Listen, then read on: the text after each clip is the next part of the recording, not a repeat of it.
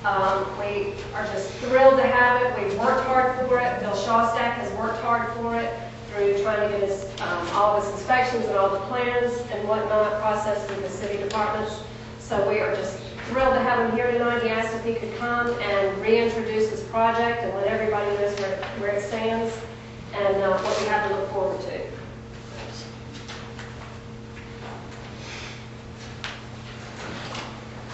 Believe it or not, in the last 2 years, we have not stopped working on this program. And the PDD route was a mess. Doing 12 lots with that kind of process, I think we finally got it. I think we got everything through. I think we're in the council on the 5th with final approval of a sewer easement that crosses some of their property. Back on the crossing the Walnut Creek, and you'll see that on this. But now that we're about there, and I think when we're out to bids, getting our final prices on the construction, we're going to be able to set prices on the lots, get our financing put together, and I'd like to think that in the early fall, September-ish, we'd be able to start construction on this project finally. I want to just get back here and kind of show you what's happened to it. Absolutely nothing. PDD, one of the key points about the PDD, the master plan that we went through and everybody negotiated, is the plan. You do not venture iota from that. The sidewalks have to be where the master plan said it would be. The trees, the water quality things, everything is exactly the same. The road may have shifted just 5 foot or something, trying to miss a tree or something that we had. But the way the planning staff interpreted the PDD is the master plan that we submitted as part of the PDD, and everybody saw 2 years ago, is exactly what had to be done without starting all over and renegotiating, going back to the council. And so here's the project. How many people were here a couple years ago when we went through this process? And some definitely weren't here. So I'm going to give you a little bit of an idea for those that haven't been around here on what we've done, where the property is.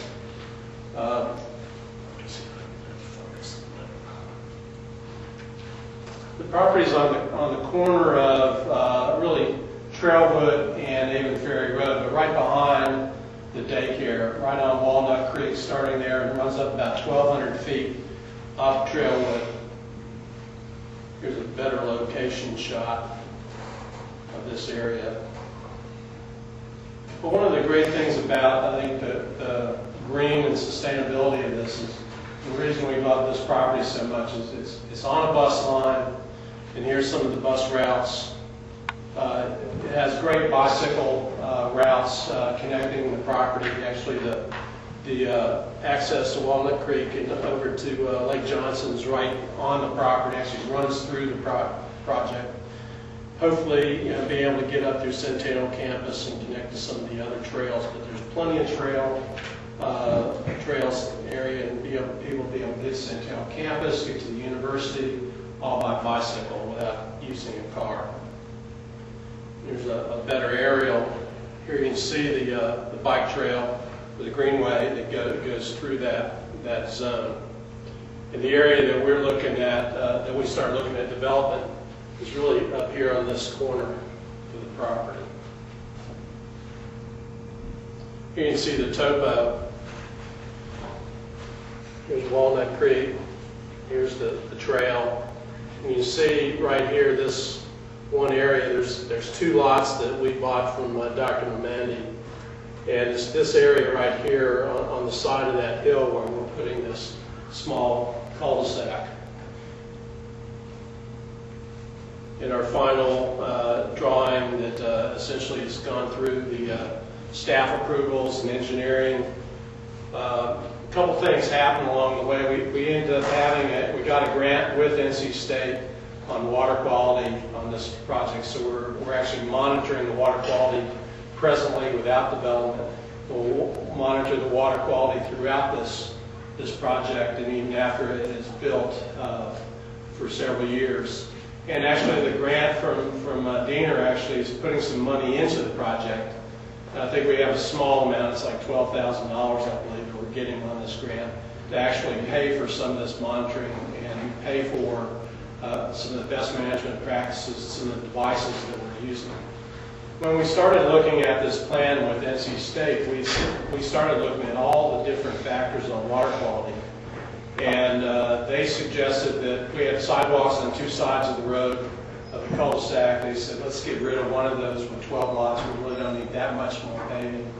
Let's pinch down the road at the entrance so we can catch some of the water running down the hill with some impervious or some pervious pavement and things like that on the edges.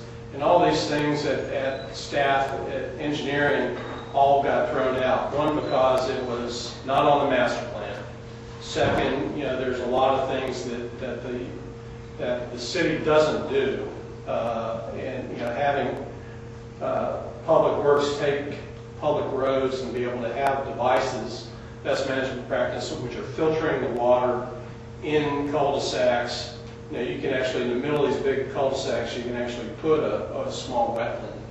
But all that ends up being inside of a public piece of property, the road, that they then have to maintain, even though there's other ways to maintain it with a homeowners association.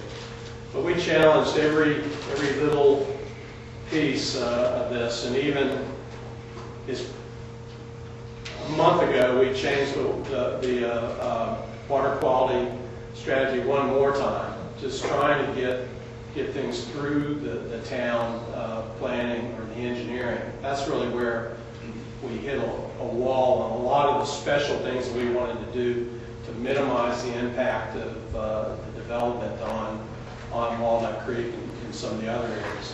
On our lots, we still have houses that will have green roofs, and they all have to essentially take care of their own stormwater. But the road is something that is being handled very traditionally. We do have a lot of culverts that are essentially curb cuts, curb inlets. They're taking it down, and at the bottom of the hill here, we do have a large level spreader that the water will come off the road and be ponded and go across a level spreader before it ends up going off of a lot and going into the wetland area. Here's a little thing here, just some pieces. One of the key things to this, there's 12 architects all doing 12 houses. As an adjunct faculty at the School of Architecture, we also wanted to use this as kind of an exhibit of modern architecture.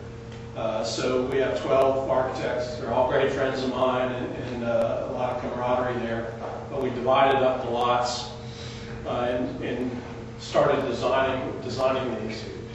We have looked at a lot of different ways that we actually have our own green building systems, but we're also using North Carolina's Healthy Built Homes guidelines that the North Carolina Solar Center is administering.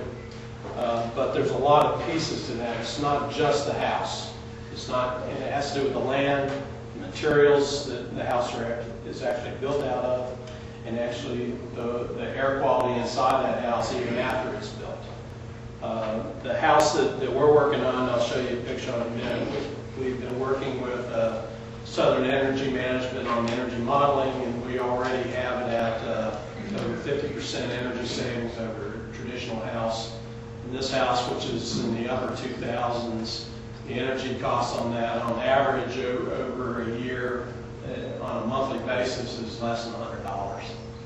So it's going to be very efficient, energy starved, but also very insulated value. There are values to the walls and things that will be good, as well as the systems.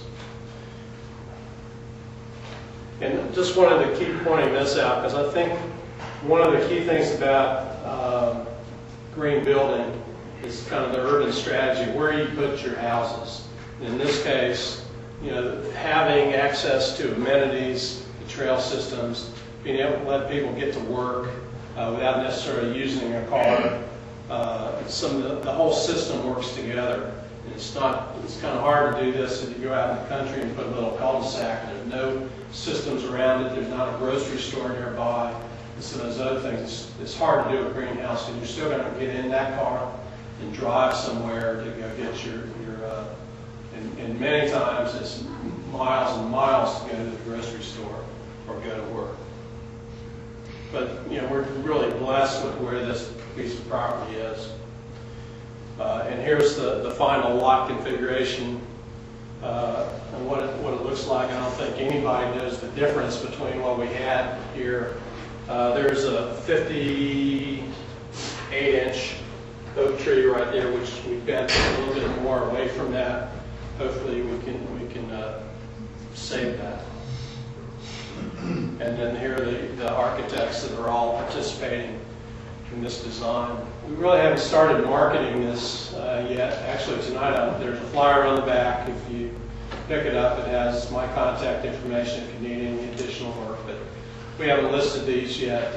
We do have 2 families that have already selected an architect and have been designing houses for this development. And here's one small house. It's about 1,800 square feet that John Catalano is doing. Caliendo, excuse me. And on a very small lot that we have, these lots that we have on the downhill side of this, the lots are ½ acre roughly, and the uphill lots are in the 1/4 to 1/6 of an acre.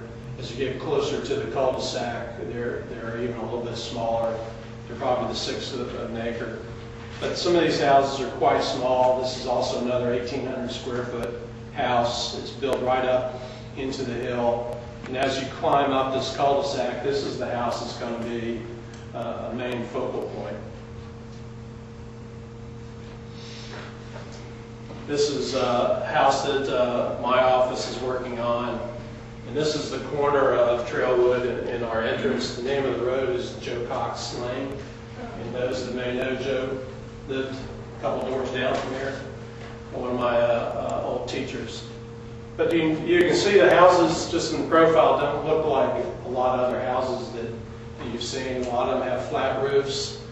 This one has solar panels. There's an angle on behind the parapet that has solar panels, has a green roof, and actually there's an exterior ship's ladder up to the roof where you can actually go up and have some living space on the roof of that.